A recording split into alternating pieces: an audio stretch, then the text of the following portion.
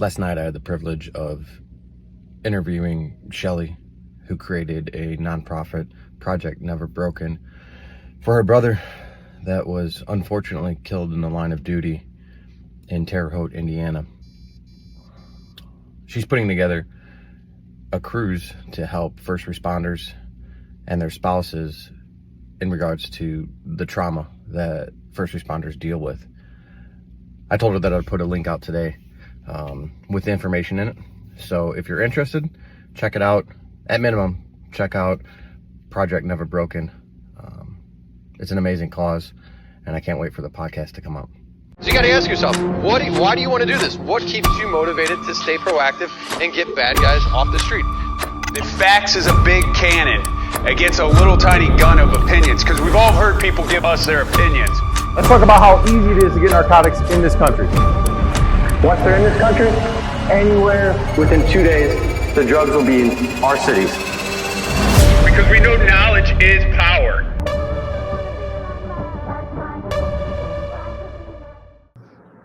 Today on Beyond the Barrel, we have Shelley, who is with Project Never Broken. It's a nonprofit. She was never in law enforcement. We'll get into the story on her, love, affection for cops, and why she started the nonprofit. But I'm very grateful that you are here and that you're willing to tell us your story and maybe even be a little bit vulnerable at times, given the circumstances. Yeah, thank you for having me. Awesome. So we usually start off and we kind of get a backstory on who you are. I know this incident took place in Indiana. Are you born and raised in Indiana? I am. I'm born and raised in Terre Haute, Indiana. Okay. Grew up here, still live here. I think it's pretty evident that I'll probably be speaking at the Justice X conference, but I wanted to give my little instructor spiel like everyone else's. And the main reason is because I wanted to come in here and thank all these amazing instructors that are willing to donate their time away from their family, their profession, and their friends to come and make the profession better. I don't know how I became so lucky with the ability to surround myself with amazing people in this profession. I have some of the most amazing friends in this profession. They're the most selfless individuals willing to go out on a whim, put a conference together with me and just to try to make the profession a little bit better. And I don't know how I pulled this off. I don't know what it is, but I'm beyond grateful for them. That being said, when I speak at the conference, communication is the biggest thing to me. I think that communication is the most important tool that we have as cops, and that's not verbal communication. That could be nonverbal communication. I'm going to focus a lot of my instruction on that aspect, where communication is universal. It doesn't have to just pertain to interdiction. It's all of law enforcement. If you have the ability to communicate with someone that is a multimillionaire and a guy that's homeless living on the street, your career is going to be a lot more fruitful. And you have this ability to have a lot more empathy when you're communicating and understanding and being actively listening. Someone else came up with this. I love it. So I'm going to throw it out there. As cops, we are often waiting to respond and we're not actively listening, but you can't do them both.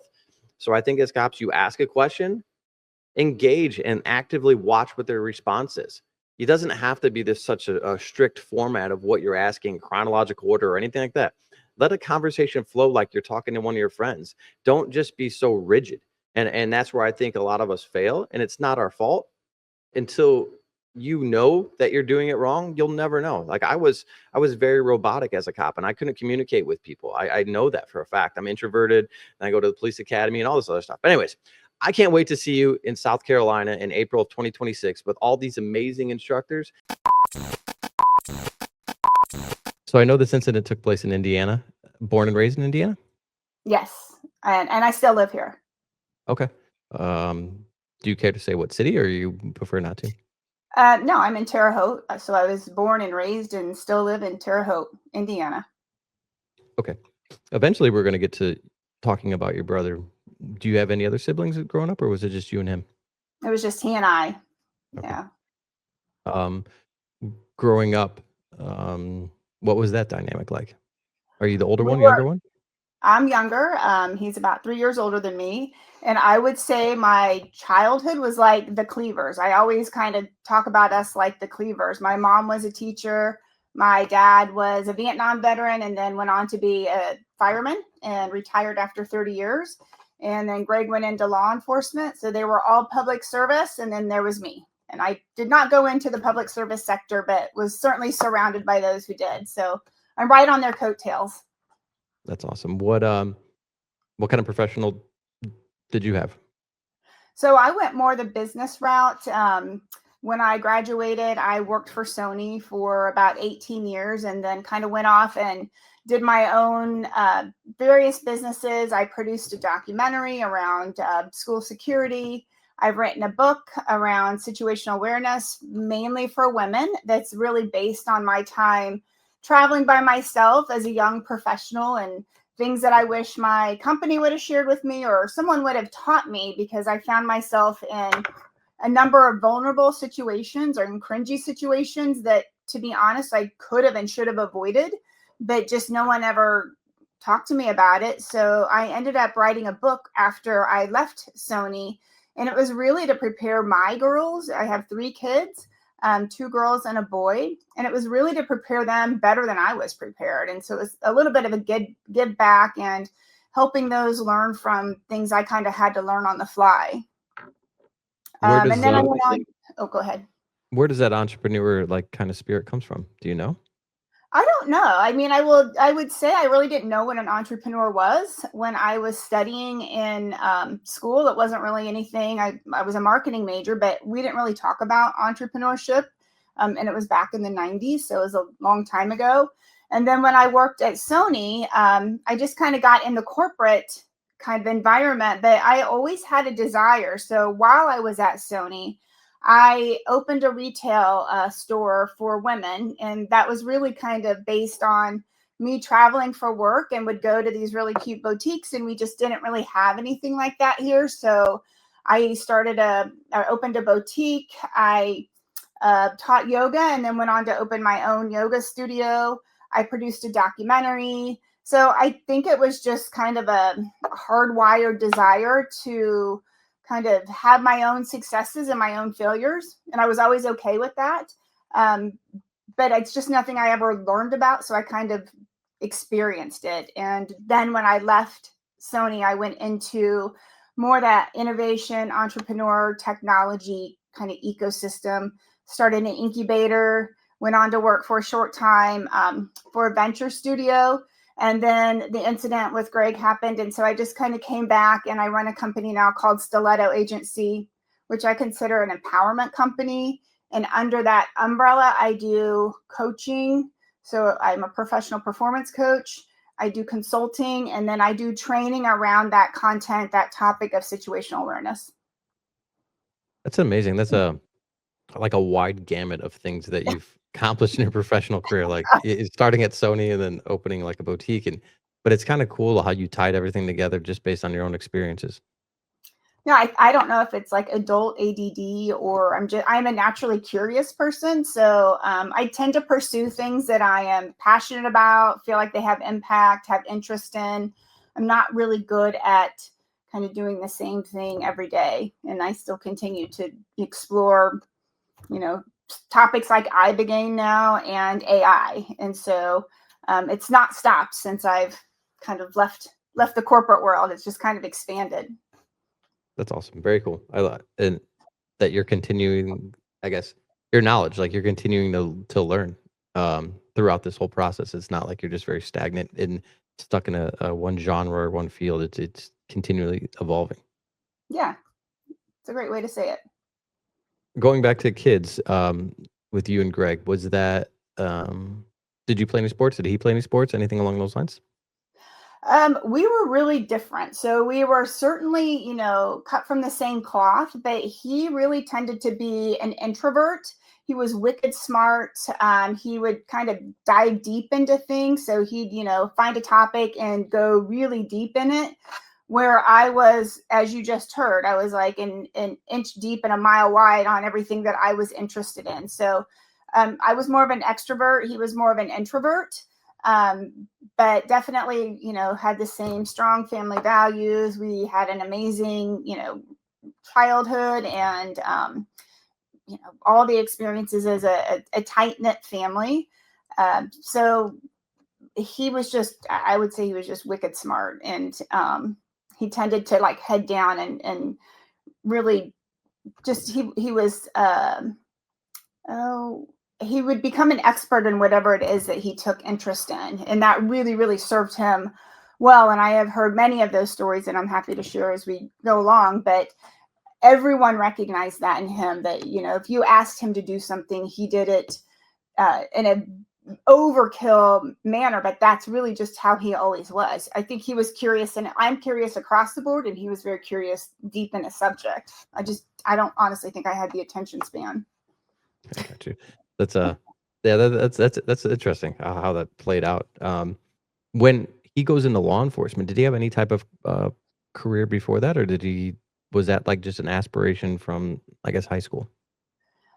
Well, I mean, this is the first time someone's kind of asked this, and I don't know if I'll be struck down, but I mean, he had a little bit of experience, but it was on the other side of the law. So, you know, where he was quiet, he just either had really bad luck and was always at the wrong place at the wrong time when, you know, authorities showed up. But, you know, he had experience with the other side of the law. So I think he, you know, when he got out of school, he had exposure that he was going to go one of two ways, and he chose the right way. So he wasn't bad or anything. He really just honestly had bad luck.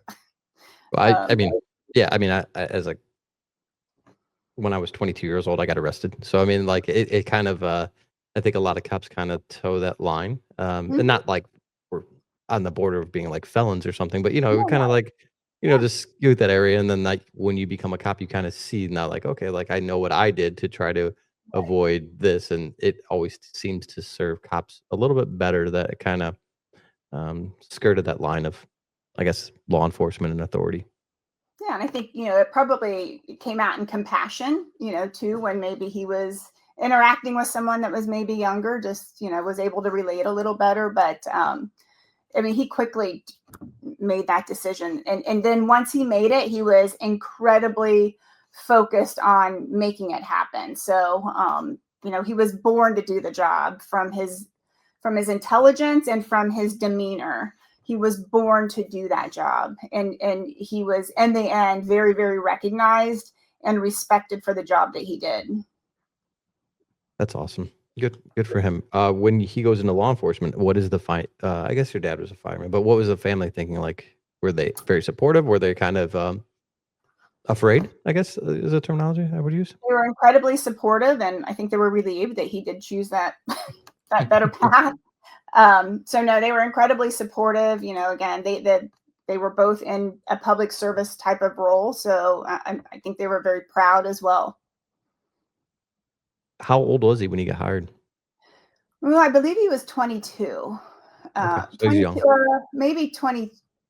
He might have been 23 or 24 now that I think about it. But he was early 20s.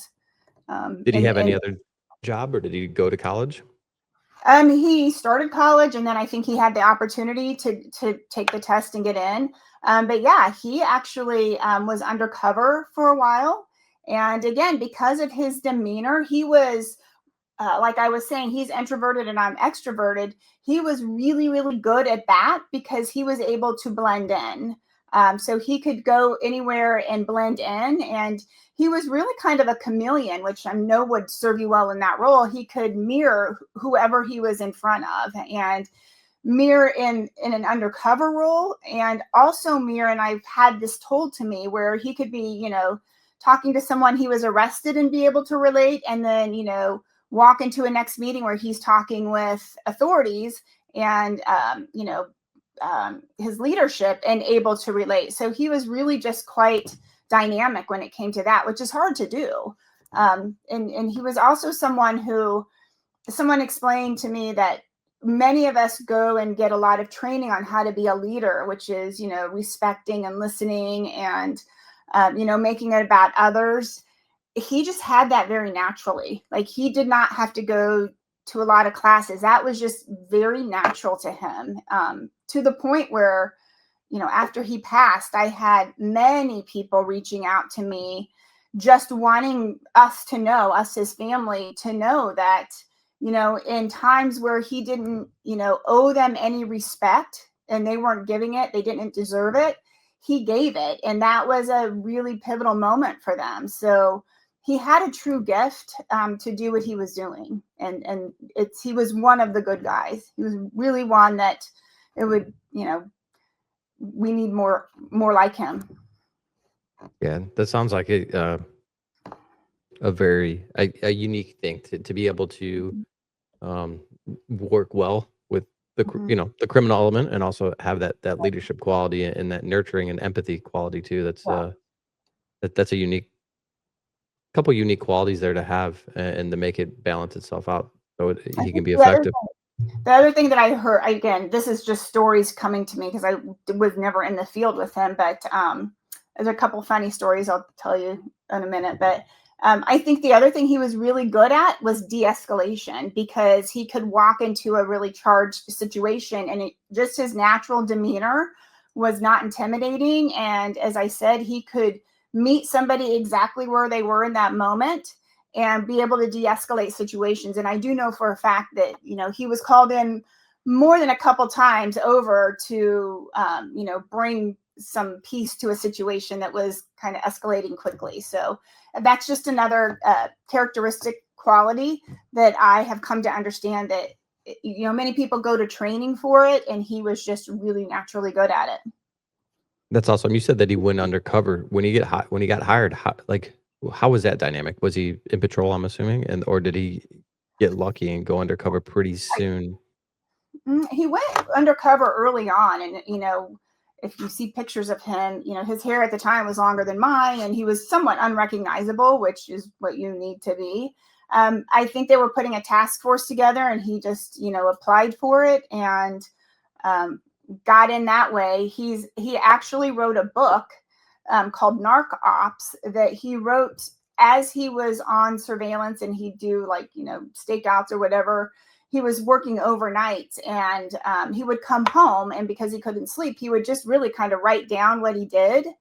And eventually it turned into a book, but it was really insightful, and it talked about some of the tactics that you use undercover, and I learned a lot about stuff that he did. But the book is really interesting, and we talked about Giovanni Rocco, and you might be talking to him, and Giovanni tells a lot of the parallel tactics that they use that Greg talked about. And I didn't meet Giovanni till after Greg had passed, but those two would have had great talks together, because I just have heard similar stories. And that's one thing I often, since starting this foundation, I've had to catch myself a few times, because I've met amazing people in pursuing it.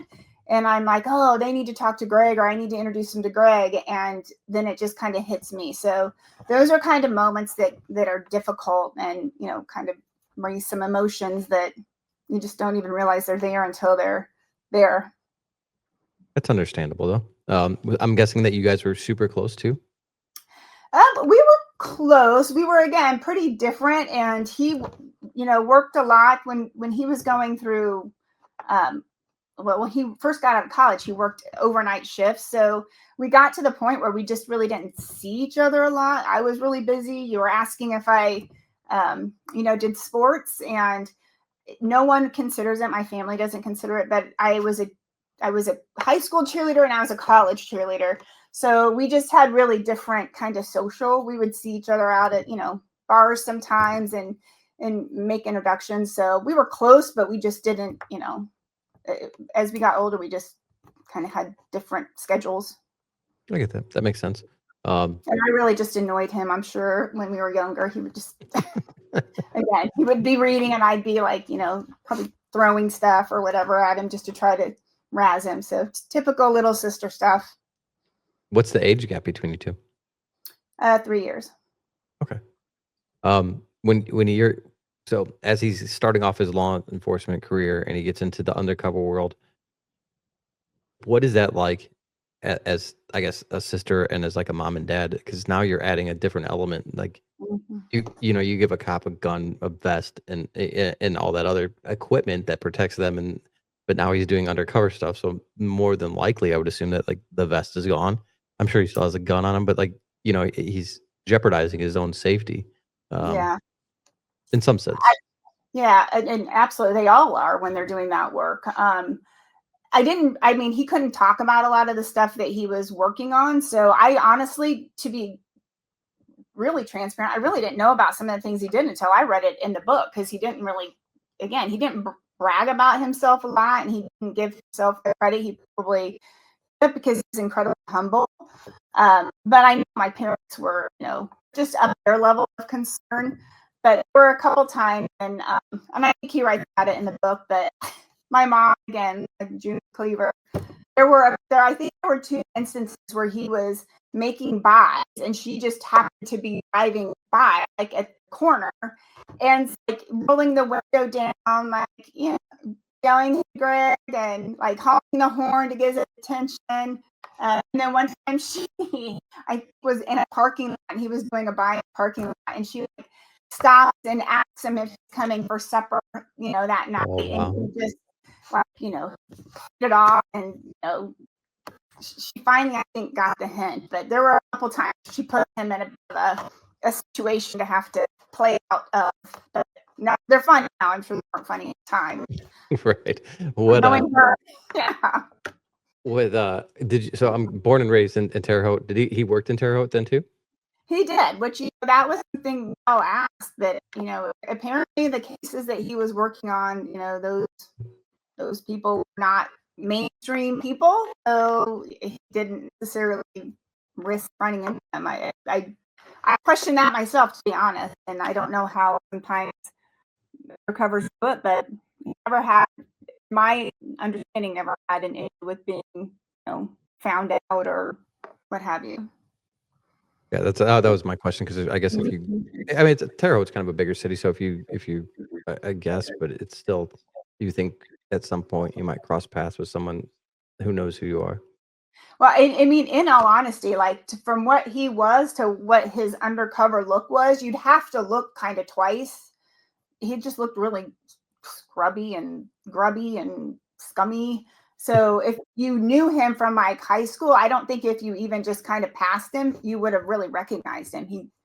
It was kind of that transformational. But I ask the same thing sometimes. Like, I don't know how you do that in your hometown, but he did it, and he was undercover and came out, and then went on to, he was the JTTF, I think, Safe Streets. He's one of the task force with the FBI. So he was Safe Streets, I think it was called, and then went to JTTF. So he was Safe Streets, and then he went to like a Joint Terrorism Task Force. Mm-hmm. Okay. How many years on the job did he have before he went to those task force?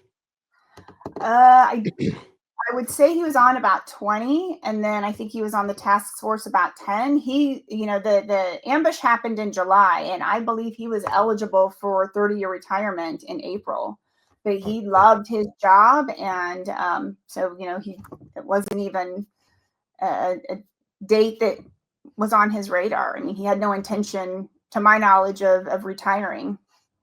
But I mean, he could have, and he could have gone on, a speaking circuit or training, because he was very, very engaging when he trained. That's another thing that he was just really naturally good at, because he just knew the content so well and was able to, again, be very relatable. That I would have a lot of people who I knew in the community where he'd go and do training at their business or, for their organization. And they would be like, he was so interesting. But he's just interesting because he just was very methodical about the content. It wasn't that he was like this, very dynamic speaker. He was just really, really into the subject matter and could deliver it in a very, very pointed way, and bring it to whatever level. If you were, a doctor or whatever, he would speak to that. If you were a teacher, he would speak to that. So he just had this amazing range that, again, there's sometimes that's just a natural quality. You can't train that. Yeah. I do find it interesting that you both wrote books. Was it around the same time that you guys both wrote books? No, he wrote his and released it in, I think, 2003. And mine was in 2019. Okay. but he served as my editor. Everything I wrote about, I made sure that it was, accurate and thorough. So he was somewhat of it. He served as a bit of an editor, content editor, to make sure that I was on point. Was there some inspiration from him when you started to write yours? I greatly admired him. Again, he would have had no interest in doing anything professionally that I did, because I was, an event planner and marketing and all the things that he hated, to be out, in the open. But I was always truly inspired by him. And I think some of the things, the content things I did, were certainly inspired. The truest form of flattery is imitation. So I think I would try to, take what I was inspired and admired about him, but it came out in different ways. So like, I saw how people were really empowered by the training he gave them. And so I think, along those lines, yes, but I didn't really have writing a book in my, plan. It just seemed like the natural thing to do after I left my job and was reflecting. I'm like, there could be things that would be helpful for those that come after me. So that was more my inspiration. I got you. Yeah, I mean, it makes sense. So, in his professional career, he was a lot of, not a lot of patrol. It looks like undercover into the safe streets was pretty similar type of work, I would assume. And then the terrorism task force. Was that because of his ability to just dive into topics and stay so focused on like a singular thing, or was that just okay? I really think it was. I mean, because again, feedback I've gotten back since I've met people that he worked with is like, they'd ask him for a summary on a XYZ case or topic, and he would give them back like 18 pages of notes, and they're like, oh my God, like I didn't need all this, but that's just how kind of thorough he was. So like the natural investigator ability. Yes, and he was really good at being able to like read something and tie it back and put pieces together. So he was a brilliant mind, is kind of what I would say, and where he went really deep in topics where people would probably just do the surface and be done with it. He just didn't stop, and I think it was just an intellectual kind of thread that he had. So when this all happened, he was at the terrorism task force when this happened, then I'm guessing? Yes. What were you doing that day? You remember? I was, yeah. So at the time I was a partner in a venture studio out of Indianapolis. And that day I absolutely remember, because I was in a meeting and my phone would ring and it was an unknown number. So I just kept declining it. And every time I declined it, it would call back immediately. And so finally I answered it, and it was the PIO at the police department, and said, hey, there's, I don't know. I don't remember exactly what they said. Like, it might've said like, Greg's been shot, and it's not good. And, we're sending a state trooper to get you, because I was an hour away, because my office was an hour away. And, I was like, well, if it was in Indianapolis, so that's naturally where you would take a trauma person. And so I was like, well, I'm in Indy, I'll just stay here and meet you or meet him. And they're like, no, you need to get back. And, I head back, and then they called me, because I just jumped in the car, and they called me and were like, pull over, we have a trooper coming, you shouldn't be driving. And so I just kind of dumped my car at a valet at a hotel.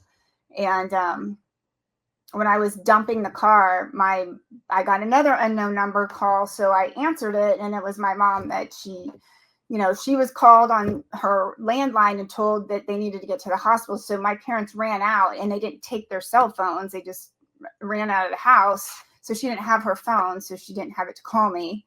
And she just, basically I'm standing in a hotel valet, and my mom's just like, he's gone. And it's just like, what do you mean he's gone? Like, I had no idea it was that serious.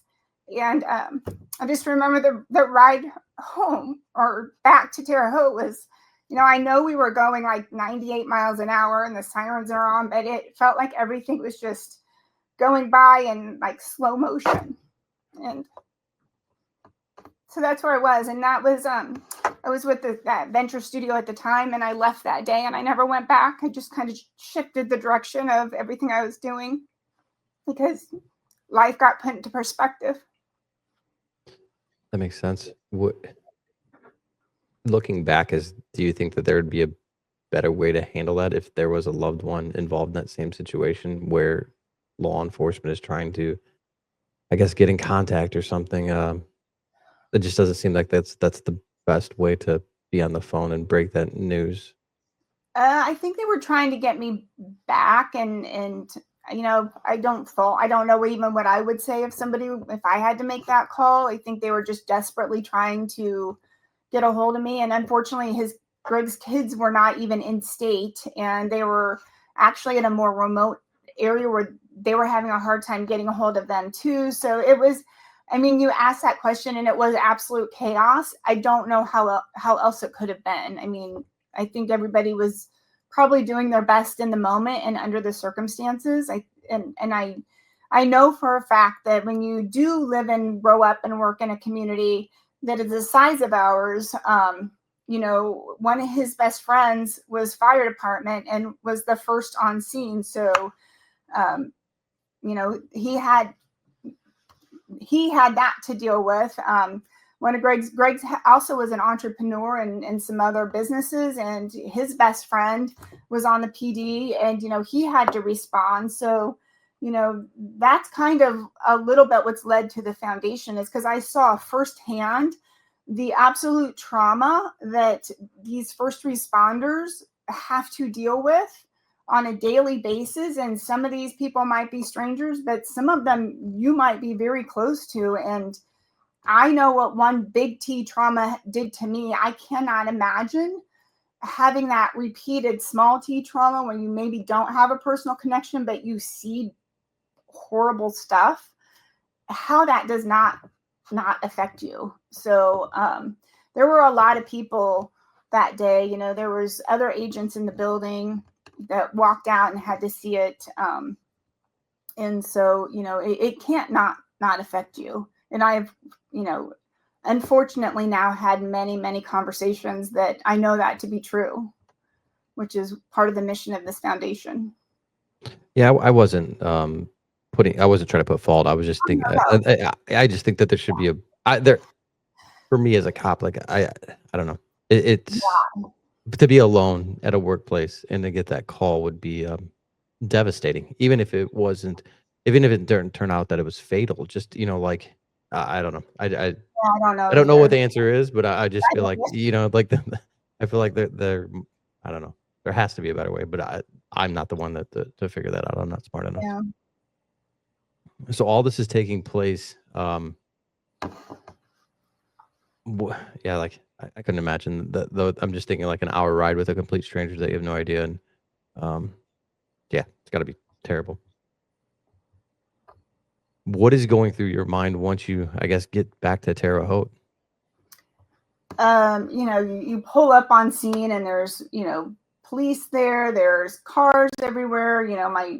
My dad was living at the time. He's recently passed in March, but my dad didn't say a lot. He was a Vietnam, kind of that era.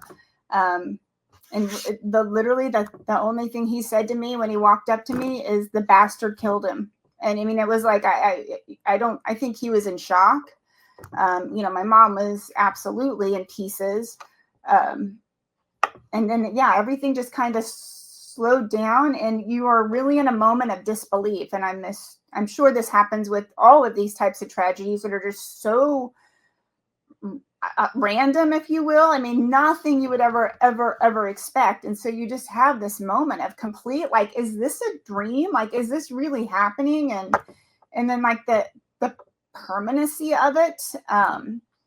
When you talk about family, we for 20 years, up until the weekend before it happened, did Sunday dinners. And, it was not uncommon to have 18 people at my house every Sunday, which was my parents, him, his kids, my in-laws, my kids, a couple friends that are like family. So every single Sunday there were 18 of us. And when we were a few years earlier, we would go play kickball every Sunday. So, I mean, you just start to realize like that is gone, like that is just gone in an instant. And so disbelief was probably that day in the moment. You're like, this cannot be true. This cannot be reality. So that was probably one of the most kind of difficult things for me to come to terms with. Like, this is really happening, and denial. Do you remember the last conversation you had with him? Because it was it happened on July 7th, so it was the Sunday before. It was the Sunday before, and yeah, I mean, I remember kind of the setup of dinner, because it was like I don't know, June 30th or whatever. And we were sitting outside. So I absolutely, and I remember something he had asked me about, and we were going to kind of like follow up. I was going to go find out and then follow up. So yeah, I remember what that last kind of meal was like. That's awesome that you guys do that. That's I guess, do you guys still do that? We do. It looks different because my dad has passed, and my mother-in-law just passed. So the group is getting smaller, and my kids are grown and gone, and so it looks different. And it's funny that you say that. I was just sharing with somebody earlier that I have found myself recently longing for those times again, and that must be part of like the grieving process. And again, my dad has recently passed, but I'm sure that is with everyone, but I am kind of just in a phase of longing. Like, I just want it back.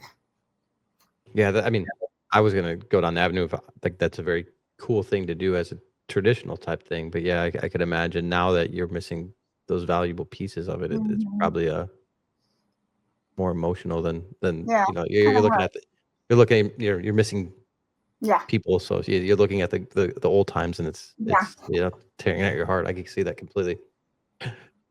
Do you know what led up to the shooting itself?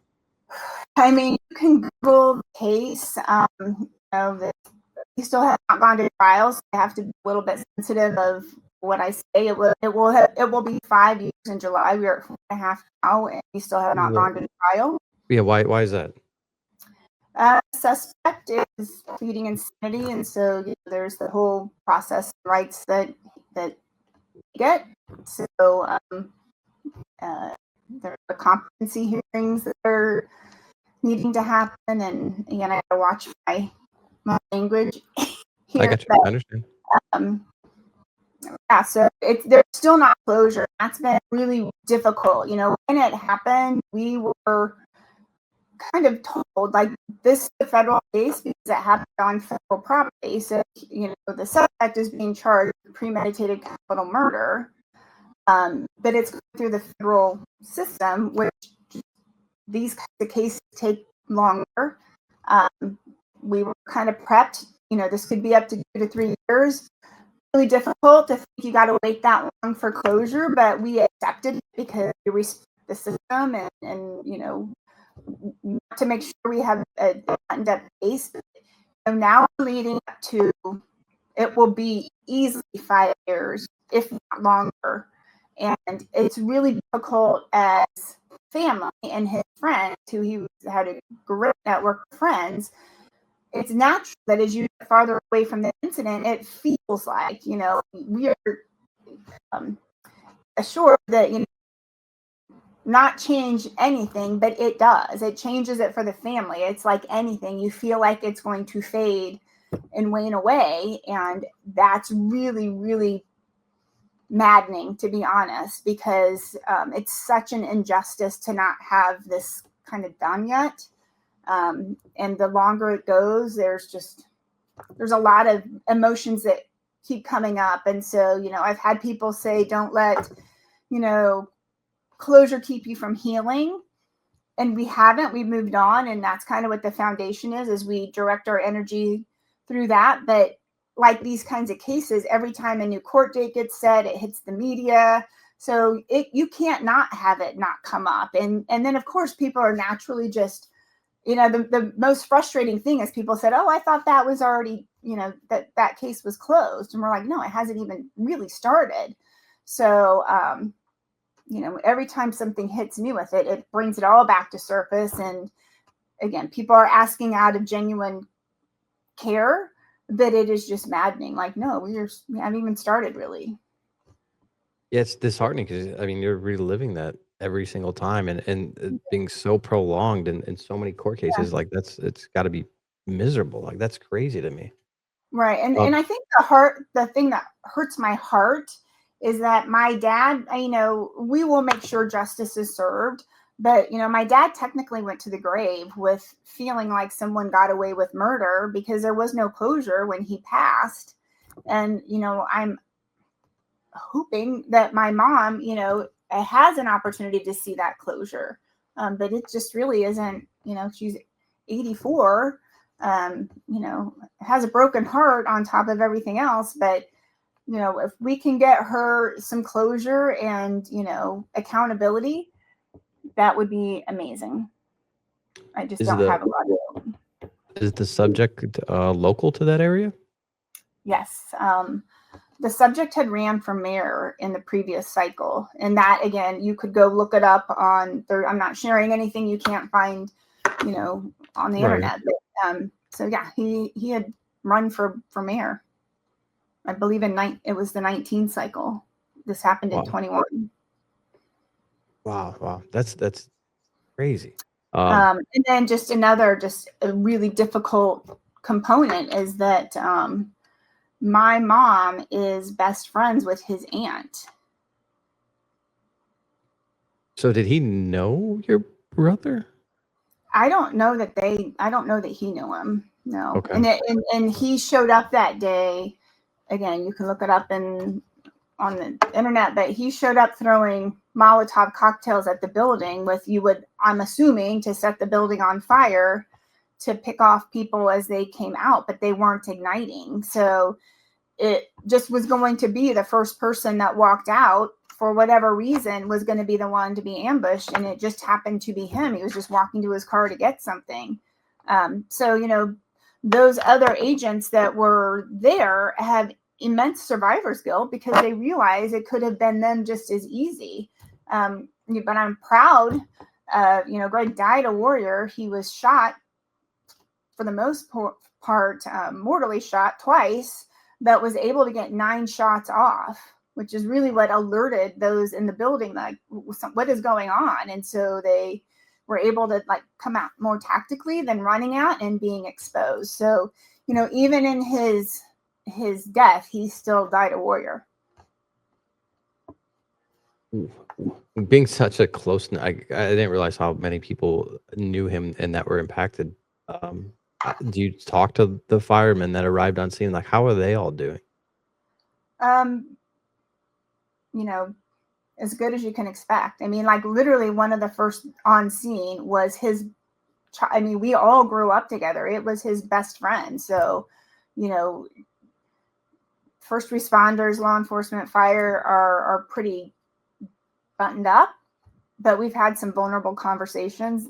Those that were there that day, I've had some deep conversations with, and it's exactly what you would expect. I mean, this stuff, if you're human, it would be more concerning if it didn't bother you, because that means something was wrong. These are human beings that saw something horrible, senseless, completely evil, and they're trying to, kind of settle away with it, and it's really hard. So, they're as good as you can expect, and I'm sure it's the same with many first responders who have had partners and lost those, in the line of duty.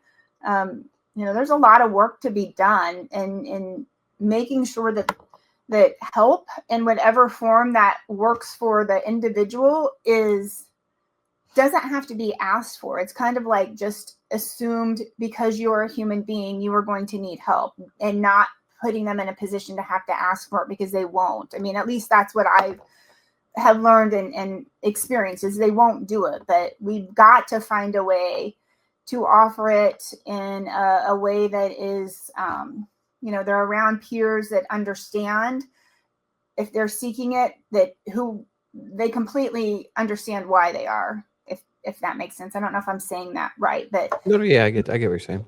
but having someone ask for that help in those roles is just not the best way, because they just aren't. They're going to keep it in and try to deal with it by numbing. Maybe it's self-prescribing, maybe it's drinking, maybe it's doing something that creates adrenaline that gets you away from the pain. Whatever it is now doesn't seem to completely be the answer for everyone. So again, our mission is to try to find some other ways to put it out there, so that if they want it, you can't make someone get help, but if they want it and it's in a way that is not humiliating, if you will, or embarrassing, that they will get it. Because man, I don't know how some of you in that role, I don't know how you do it sometimes. And I am learned a lot in 4 years.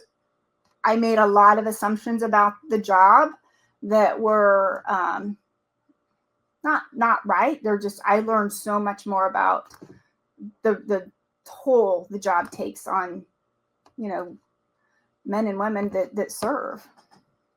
I have to throw some attaboys to my administration. The past 2 years, they've have a clinician, so they got a grant, and everyone is required to go and see her for an hour. You could sit there and say nothing, whatever, but you have to go see her. It's on your on duty time, so there's no saying no. You don't have to do anything, but it just opens that door in case something like this was to happen to an agency. Then everyone has a relationship, and it's not just like some random person that just showed up. Yeah. How do you feel about how did you handle it? Did you go, and you don't have to answer, did you see a clinician or anything to talk to people? No, I would say that, I talk a lot to people, and I talk to a lot of those people that you were saying they were close, because they were my friends too, because we all kind of grew up together. But what I had to deal with, and I'm self-aware enough to know, and I've done some of that work in my past, being self-aware, and I noticed really quickly that I was swinging from deep, deep sadness to just honestly mad as hell about what happened, and just the whole, just the evilness of it, and how could that be so present among us. And again, I have 3 kids, and what I was able to do, because I had done it in my past, that I had set up a nonprofit before, so I knew the process to do it. And there was one conversation that really, I think, is what put it on my heart. And it's when we were putting the services together, for his mass, because my mom, we're Catholic and she's a devout Catholic. So she wanted a Catholic mass, and we were sitting with the priest, and the priest at the time was amazing. And my mom sat down, and they start asking her, like, what reading do you want? And what songs do you want? She's like, I can't answer any of that, Father, until I know why. Why would God let this happen? And he just looked at her in the eye, and he said, my mom's name is Dottie. He said, oh, make no mistake, Dottie, this, God did not let this happen. He didn't let it happen. This was an act of pure evil. But the way God responds is he gives you the strength to make something much bigger come of this evil act. And I think that is what landed. My mom was not able to process that at the time, like I processed it. And it was like, okay, I know what I'm going to do. It was truly in that moment, which was days after it happened, that I was like, I didn't know what it was at the time, but I was going to make something much bigger come of this evil and senseless act, because in that moment, evil was not going to win. And so that's really, I think, what started this whole journey of the foundation. And That's so when I amazing. was saying I was swinging back and forth, I would be really dark. And I knew if I did not, darkness, which, is very heavy. And then I would get really mad, which is anger generates a lot of energy. And I quickly realized that if I didn't direct that energy towards something productive, it was going to be destructive. And if I let that happen, my family was then going to suffer, and that evil would take more than one life. It would take mine, it would take my kids, it would take my husband. I wouldn't have been able to be there for my parents. So it was kind of like I don't want to say an FU, but like, you are not going to win. And so that's really kind of when I had that conversation with the priest, and then that feeling, that's where the foundation got started within 4 weeks of the happening. But it was because I was very intentional. Like, I don't know what I'm going to do, but I'm going to make something bigger come from this act, and his life and legacy will touch a profession that he dearly, dearly loved and was committed to. Going through all of this, and before you started the organization, what was the support like from the law enforcement to the entire community? Was it towards your family? Oh, amazing. It was truly amazing. And in Terre Haute, in front of our police department, we a community has lost 3 officers in the line of duty in a 10-year period. So that department itself had been knocked down. There's guys on that department that lost 3 of their brothers, and I truly have come to realize that it is truly a brotherhood. And the police department has erected statues of all 3 of them. So that's amazing.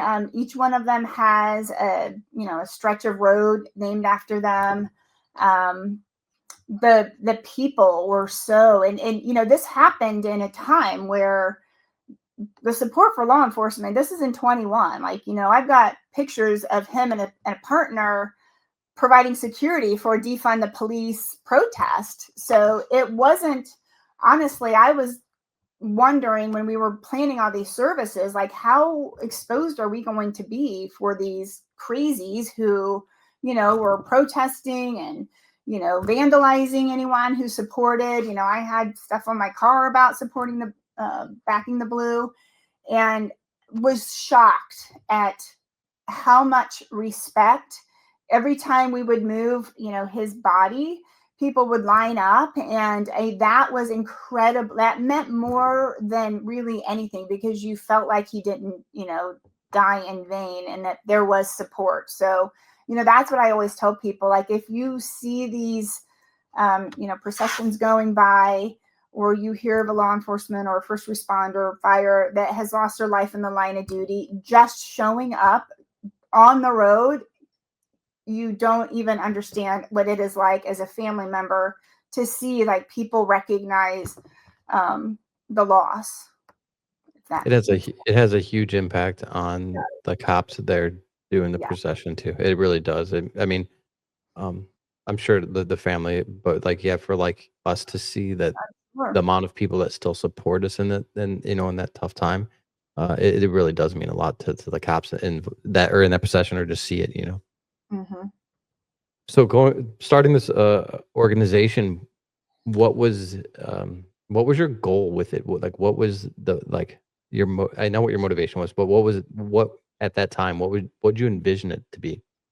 It's morphed as I've gone. Like, again, the mission I knew was boldly supporting law enforcement through hope, help, and healing, while honoring the resiliency of humanity. So what I was always just kind of in awe as how, again, the department and the community, but especially the department, would get knocked down so many times with big T, small t trauma, yet they came back. And that resiliency to me was like something to be honored. And just wanted to kind of figure out, how do we boldly support through hope, help, and healing. So that I had the framework. And I'll be honest, I tried different things in the first few years. Realized it, because this isn't what I do full time. I mean, I have my full-time job. I do this as a passion project, and again, to bring purpose out of something that was just evil and senseless. But it took a lot of time to do things that put, 20, 30, 40 butts in seats, as it does to do something big. So when I started, I got a hold of Catherine Siller, who was one of the Towers founder. Went back to the Towers, and it was just I reached out kind of randomly, and she responded back, and I said, I think I'm getting ready to do something similar to what you have done to honor your brother. What do I need to know? And she said, if you keep his essence to everything you do, it will work out. She's like, I don't know how to tell you that other than just, do it with him in mind. What would he do? What would he want? And so much of what I do is very much that. His badge was 129. So, I want to touch 1,290 law enforcement families, the officer and the significant other. And I have a plan to do that. But just real quick, as I said that, there's a lot of meaning just even in the name of the foundation. That, my dad being in Vietnam, he was in the infantry, first on the ground in Vietnam. It was horrible. Their unit's motto was "Not cum fractum something," and it was in Latin, and it was "Never broken by hardship or battle" was the motto of his unit. And so that's where the name of the foundation came from. It's from my dad's Vietnam days. And you can't see it in the logo here, but in the blue, it's "Non cum fractum," which directly translates to "never broken." And it was a project because we didn't know what we were going to do. We didn't really know how it was going to turn out. There's a flag on the logo that is 129, which was his badge number. And then when you see it in person, it's got a weathered look to it, and that represented Greg's 30 years of service. So the foundation has a pretty deep backstory meaning.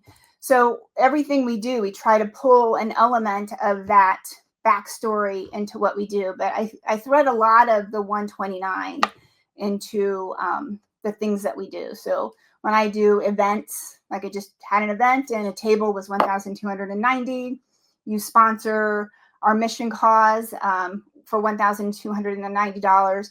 And that is to send a first responder couple on what we are calling Cruise with a Purpose. And so this is our big vision now. We're going to send about 600 couples, which is about 1,290 people in the law enforcement community, on a cruise. Again, it's called Cruise with a Purpose, and it will be really like a floating conference. But as we were talking earlier, everyone on that boat will be there for the same purpose, which it is to get whatever help they need, whether it's just talking to someone, a peer.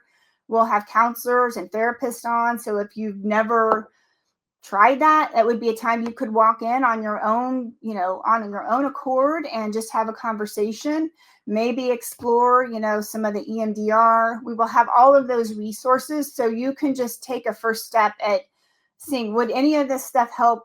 And if it would, great, you can either engage there or go back and find it in your own community. And then we will have some different tracks. So it would just be like a floating cruise, but you're kind of captured, to be honest. And that's part of the design of it. But we'll have entrepreneurship, a spiritual track. We'll have a functional health kind of, so like maybe tactile yoga and maybe learn breathing. And then a relationship communication track, because that's what I found.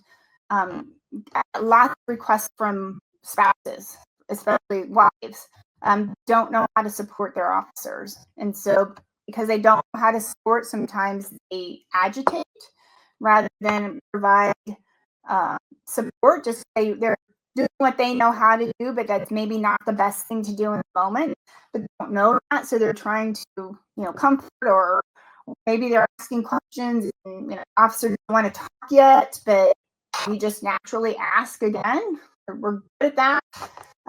So, it would be to help them understand, like, what cues to maybe take, maybe why they are behaving the way they are, maybe, knowing some different approaches, that if they're not responding one way, maybe try something else or just walk away for a while. So that's just, again, like when some of the shooting happens that have officers involved, the spouse doesn't know what to do. And so it sometimes causes communication breakdown, which can lead to fights and arguments and, yelling at kids. And it's all, hopefully there might be a better way. So yeah, like with all that, like, is so that's the ultimate is to just kind of make people aware? Is that so? Like, you want to help everyone dealing with the trauma, and um, just my perspective is I think that a good way to do it is to try to get rid of the stigma with it. Like, it's Mhm. not a bad thing. Um, I'm very open about some of the stuff that I've been through, and my agency wasn't the most supportive at the time. And I have a friend that's a clinician, and he's great. And like I talk about it all the time. I'm like, hey man, I just need to talk to someone, and that works for me. But it's also at my own pace. Like, if I come home, my wife and I just went through something, my wife tries to pry at it. It doesn't necessarily come out in a way that's almost therapeutic for me. It's almost like I'm reliving it, and until I wanna relive it, and it's so weird to say it, I don't know, but until I wanna relive it myself and verbally talk about it, like, it's Mhm. like a forced relive where it's just as traumatic and you're just trauma, Right. trauma, trauma. But that's just me, and I don't know, but those are some things that I've noticed, and I think that as we go along, I think that we're more open to the traumatic things, and being open, and it's not as big of a stigma to Mhm. talk about your problems, and I hope it continues to go that way, and it looks like your foundation is doing a great job of getting the word out there, and making it so it's not such a negative stigma that's associated with it.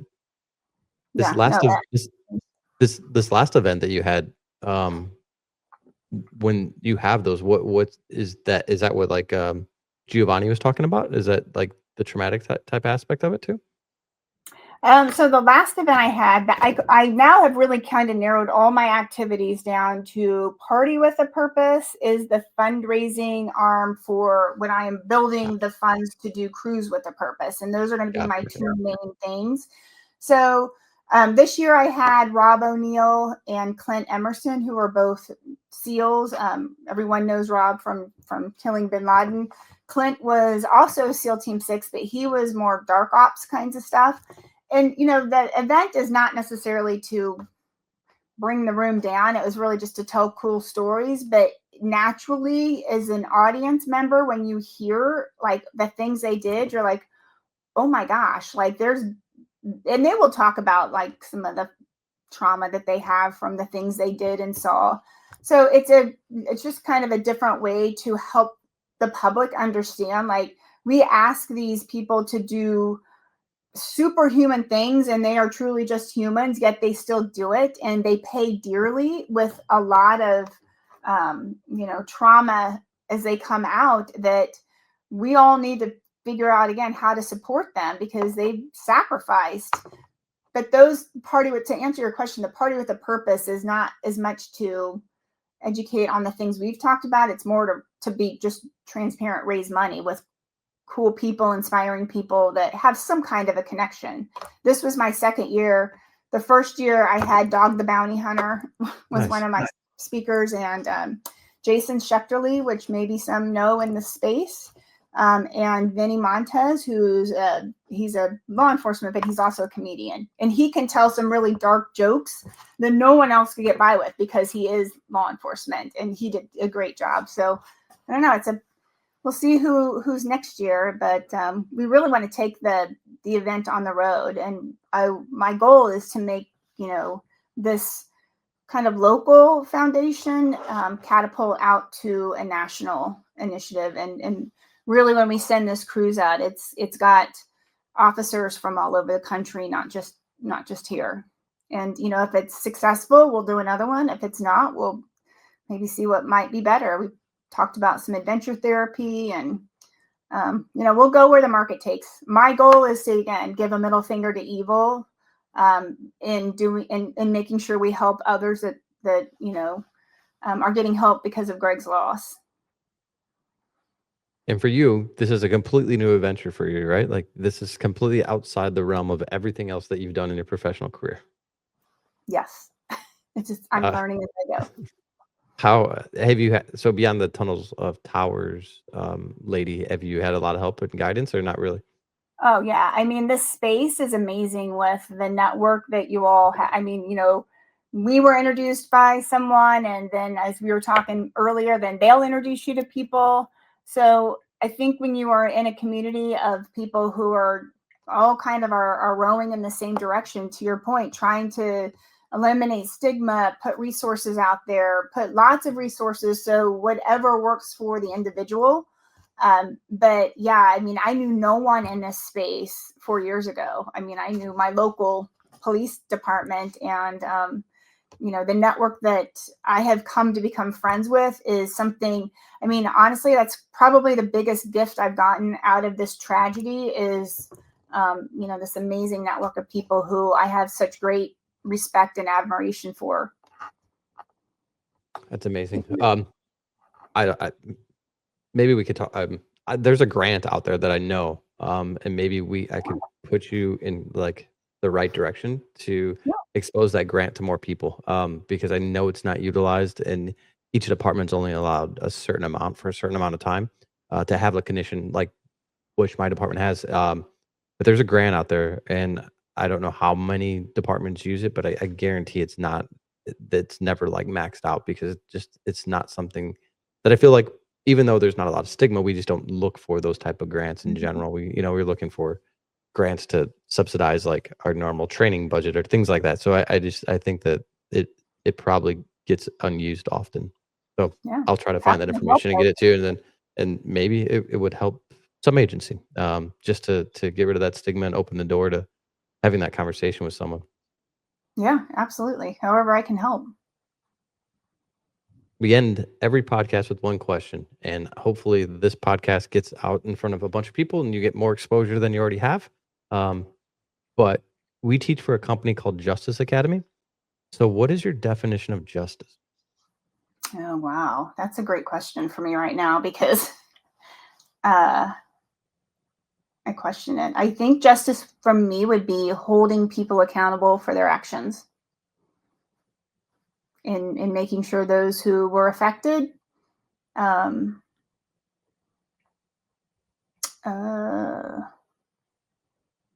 I guess do get that accountable. It's the families now that do see that accountability. And I think without serving justice is a very slippery slope. Yeah, I think without families getting in this situation, getting some closure, it's hard to have faith in the criminal justice system. It is.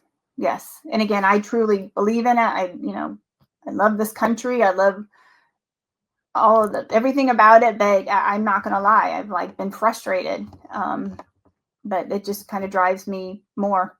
So, it's something unique that we're dealing with just as you're talking about that is when this happened, it was under the Biden administration, which there was a moratorium on the death penalty. So it wasn't even an option. And we accepted that and just wanted to get to closure. This new administration is now reviewing all of those cases, which I'm not opposed to, holding people accountable. And in their eyes, it's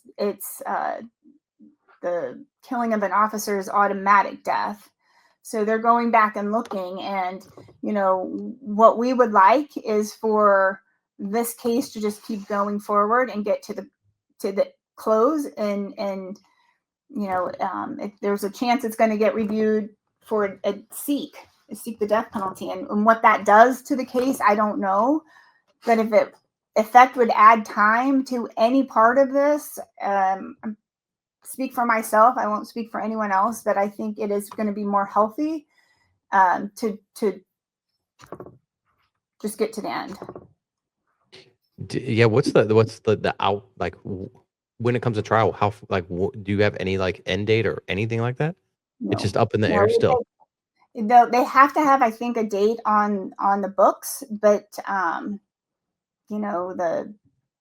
the suspect is again being evaluated for competency because they've submitted an insanity plea. So it's all kind of dependent on when they're deemed competent. So when that is, it hasn't happened in the last 4 years. So when that happens, we truly don't know. Like we'll have dates, but they get postponed and that. So, So has he been claiming this the entire time, and they can't come to a conclusion whether it is or not? Or is this something new that came up for his way to kind of get out? It was submitted this way, so it's been evaluated. How? Being evaluated. Different. Never mind. I don't. Mhm. Is there anything that you want to add to the podcast, maybe end on a little bit of a lighter note or anything along those lines? I'm open to partnering with any, if there's anything that this foundation could do to support what someone else is doing, we are happy to support in any way that we can. If anyone wants to just have a conversation, learn more about what we're doing, share with what they're doing. And again, if there's ways to collaborate, please reach out. You can learn more about the foundation at projectneverbroken.org. You can reach me at Shelley, Shelley, at projectneverbroken.org. And I will share with you and you can push it out. And it's also on our website. What I'm doing right now is trying to collect interest in this cruise. So if an officer and their significant other, or, if you want to go alone or whatever, bring a buddy. I've got a form that is up on the website that I'm asking people to fill out so I can get a sense of the interest. And that really also helps me go to national partners. If I can say, like, look, this boat's already full. This is a great thing. Also, any corporate partners that would want to join our mission of the cruise, welcome all that. So really, I'm an open book and welcome anything that anyone wants to bring. I'll certainly, if it makes sense for them and us, or at least just them, we're willing to engage. Awesome. Well, I thank you for joining me on the podcast. I'll definitely push all that stuff out. Even tomorrow, I'll go in there and screen some, throw it up on social media. But appreciate you being a little bit vulnerable, and I appreciate you telling the story. Maybe once everything gets resolved, I'll have you back on and we can talk a little bit more in depth about that whole incident. I would love it. I might have gray hair by then. Grayer, more gray, whatever you want to say. Hopefully it won't be, but it's not looking good. But yeah, thank you for having me. I sincerely appreciate the opportunity to share what we're doing. Awesome. I'm happy for what you guys are doing. Thank you so much. Thank you.